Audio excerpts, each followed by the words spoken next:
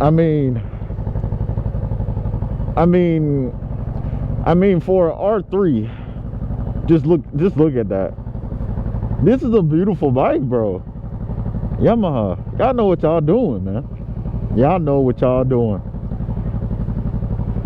Look at that, man. The last thing I think I'm gonna do, like I said, I got that rear going, all that, you know, that plastic hanging, I got that gone. I think the only other thing I'm gonna do to this thing, man, other than throttle levers and stuff like that, I'm gonna take those front headlight, those turn signals, I'm gonna take those off as well. But I mean, the bike is, bro, this is a beautiful bike, bro. Y'all can't tell me this ain't no beautiful bike.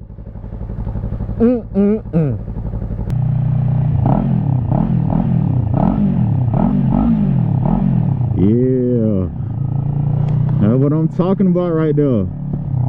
Oh shit, that's what I'm talking about right there. Today's video is going to be a review of this wonderful Yamaha R3. I got the 2016 here, but today, yo, I'm just gonna be talking about it. I got me some little points. I don't know if y'all can see on my phone there. Some of the main points I wanted to highlight, but this is going to be my review after owning this bad boy for about two and a half months. And to be honest, I don't think you, like, for like an entry-level bike, I don't think I need to. Like, I could do a more full depth in review, like say like a year, honestly. But honestly, I don't know if I'm gonna be keeping the bike that long.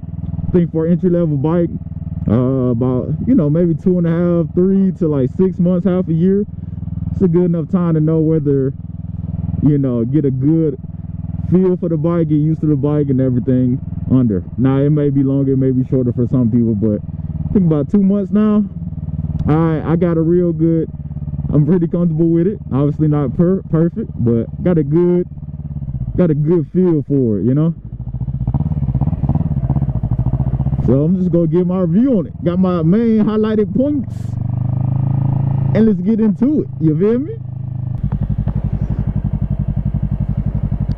And the first point is how the bike looks aesthetically. To me, like I just said, like I just noted here, aesthetically, the bike looks really good to me. Wait a second. The bike aesthetically is the bike looks real good to me aesthetically. Like, I'm not the type, like, carbon fiber and all that looks good, and the materials and stuff like that. Some people kind of fantasize over the material of the bike and what it's made of. Just not doing any, like, no research about it. I'm pretty sure most of this is plastic, because it's normally like the general thing with lower cost bikes and entry-level bikes and cars. It's all the same stuff.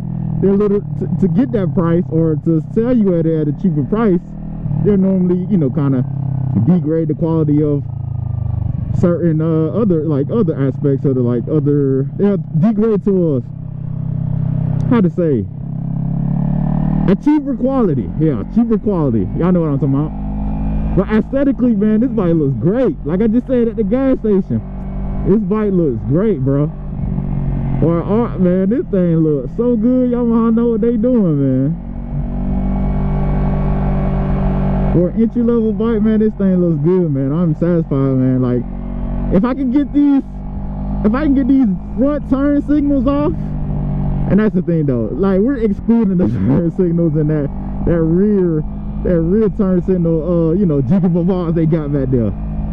Excluding these two, like, bro, this bike is, it's phenomenal looking bike. You feel me? So I get this thing probably like a 9 point, you know what I'm saying, like a 9.15, you feel me, in terms of how it looks.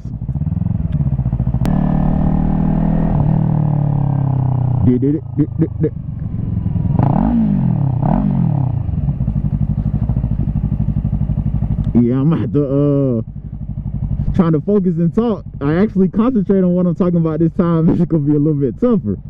There we go. We gonna keep it rolling. You feel me? And as with most of the entry-level bikes, I would assume, or a lot of the, like, lower tier bikes, these things are great on fuel. Although this is considered a sport bike, this thing is amazing on fuel. The tank ain't nothing but like what, like 3.7. It's a small tank, but this thing do not eat gas. I'm telling you, this thing do not eat no gas. To fill up this 3.78 gallon tank probably cost about $5-6, you feel me, to fill up this tank. That's it. Extremely efficient. If you live in those type of areas where you can ride this thing daily, if you can ride this daily, you're gonna save so much damn money on fuel compared to driving a big body, you know, 3,000 pound vehicle. So much money you're gonna save. Ah, bro, it feels so good to ride. You don't even know.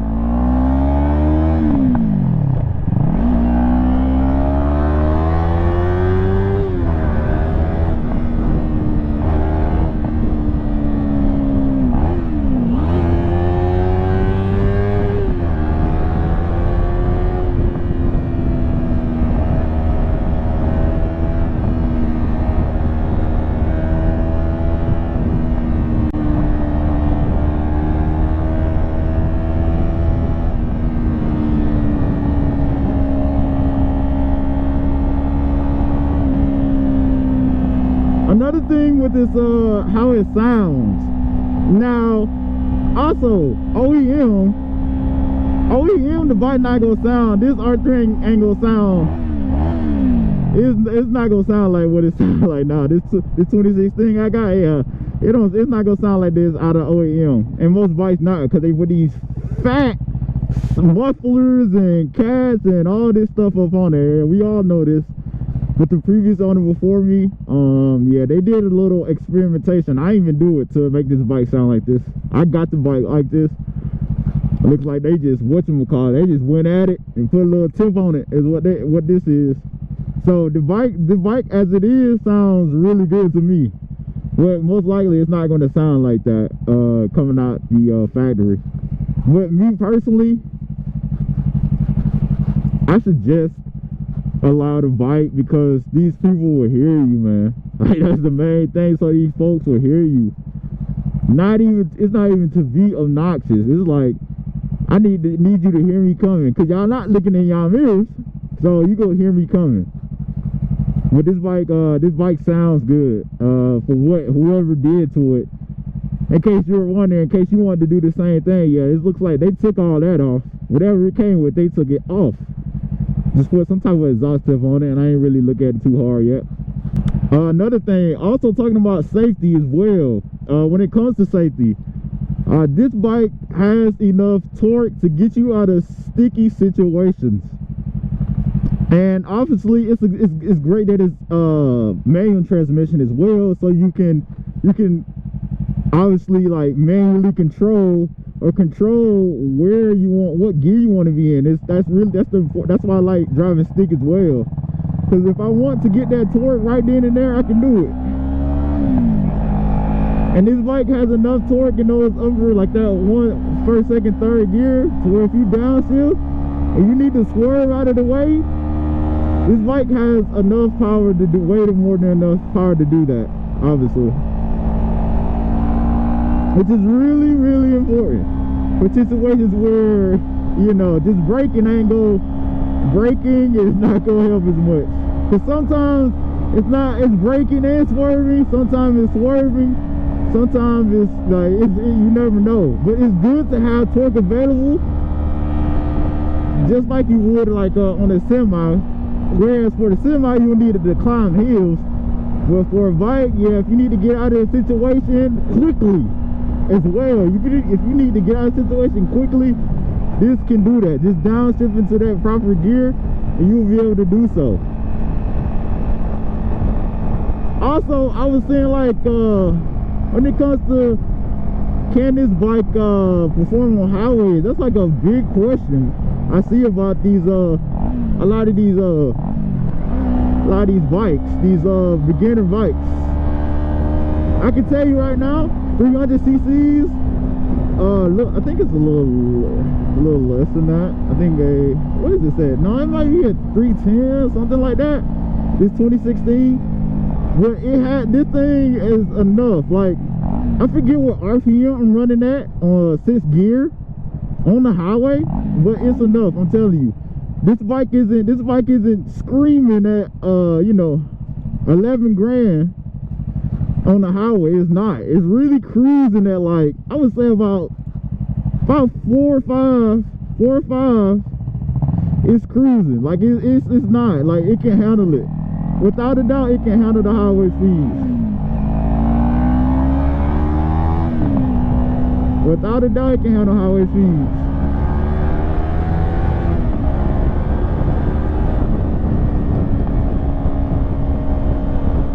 You're cruising. So if you got that commute, if you got that like daily commute you got going on, man, and you don't want to wear out if you think you're going to wear it out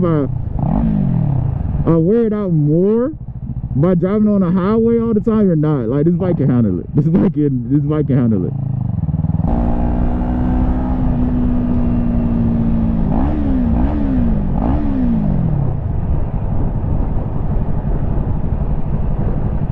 Yeah, buddy, I'm getting real comfortable with this thing. I tell you. What else I got on here? Yeah, I made sure to make a list, because by the time I got on this thing, I would have forgot. I forgot all my points. I would have forgot all my talking points.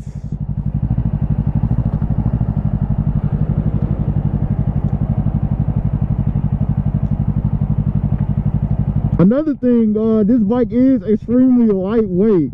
Now, you know what I'm saying, I work out a little bit, you know. I would assume, nah, I am, like, I'm pretty strong for my age. So to me, this bike is really lightweight, but I think it's lightweight in general for either a beginner rider or a smaller rider as well. I'm telling you, like, this thing is so light. This thing is so light, which means you can probably recover. Now, you can probably prevent this thing from falling over if you want to, essentially. That makes it a lot easier to move as well. So I think that's a big point to make when it comes about this bike, man. It's extremely lightweight. And I'm guessing that's for, not only because they probably cut down and degraded the materials like I mentioned earlier, but because, like I said, for newer riders or smaller riders, man, the weight, you don't have to worry about this thing crushing you as well. Crushing you if it falls over, and you just being able to probably catch it so it doesn't fall over. I will tell you, the brakes, like, I got this bike pre-owned. The brakes definitely need an upgrade. Like, bro, these brakes, I can tell you, like, yeah, if it's like stoplight to stoplight, you good, but like coming from a high speed, boy, you better be real wary of these brakes. And so far, the last thing I kind of want to talk about is the throttle, which I think is a really important one as well. Once again, for a new or beginner rider, this thing isn't like watch, like it doesn't take, it takes so much. Like, this is to get to full open. Like, it takes a lot to get this bike to go. First gear, second gear, yeah, you want to be a little bit more careful, obviously, but still, like, this thing is not touchy at all. Well, it's pretty touchy if you're new to it, like how I am, but I'm already getting pretty used to this throttle. But compared to some of the other throttles I mess with of like higher cc bikes, especially leader bikes, you feel me?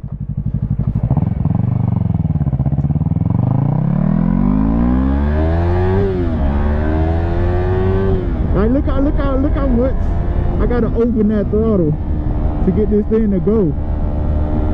So for if you're new or beginning, once again, that's gonna help you kind of recover from a mistake quicker or catch a mistake quicker. You know what I'm saying?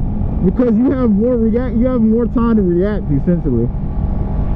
Like, if you have one of the real touchy throttles, bro, like, if you mess up, it's game over. It's pretty much whatever is done, you know? So this throttle is not, it's not that touchy at all. Alright, you see right here.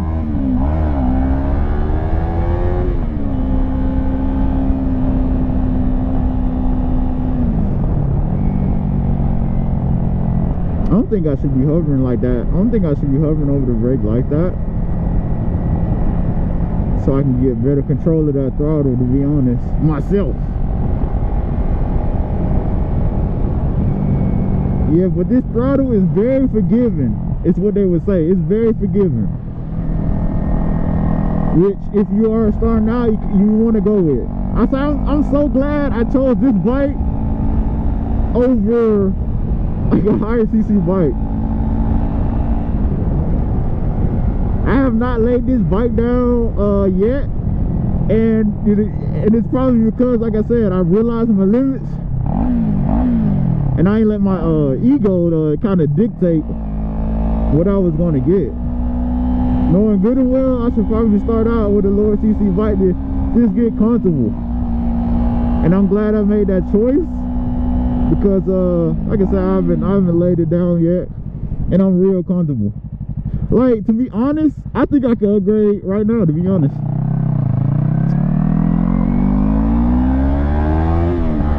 I think at this point, after having it for only like 2 months, I can upgrade if I wanted to. But no, I'm gonna keep this bike a little longer because I actually like the bike. I want to enjoy the experience and stuff like that, man. I want to take my time with it, and still I want to dial in everything. Overall though, man, perfect. Like, this is the only bike I have in comparison so far because it's the only one I really rode.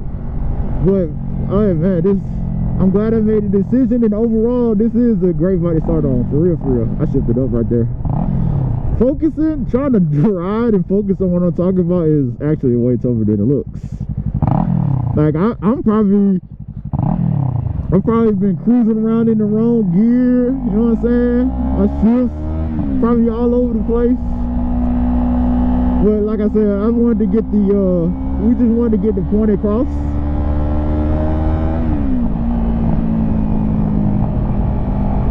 Perfect, man. It's like I think it's a really good, for me, like 2016, because I believe they just now about to release the 2024 lineup as well. Them bikes look gorgeous. Don't listen to what nobody say. If you feel like you can, if you feel like you need to, like if this is starting in the back of your head, it's like, hey, I should probably, you know, start off on a lower CC bike than do it. This bike is more than enough. Another key point, like, you might think you might get tired of it, and I can see why people say that, because after the little time that I had it, I could kind of, like I just said, I could upgrade if I wanted to. I can be due for an upgrade, but it's still more than enough. This is still more than enough, especially if you live in the city. If you live in the city, you're not gonna be going that fast anyways, man. That's what you telling people. Are you even gonna be riding it like that?